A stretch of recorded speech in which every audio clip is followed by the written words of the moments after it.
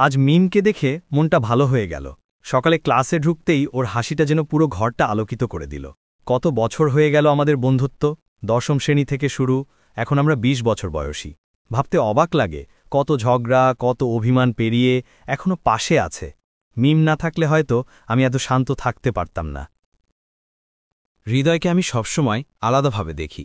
ও বেশি কথা বলে না, কিন্তু চোখে সব উত্তর থাকে। মাঝে মাঝে মনে হয় আমি না থাকলে ওর জীবনটা কেমন হতো। আজ বিকেলে বৃষ্টি পড়ছিল, আমি ভাবলাম চলে যাব, কিন্তু মিম বলল, চল ভিজে যাই। আমি না বলতে পারিনি।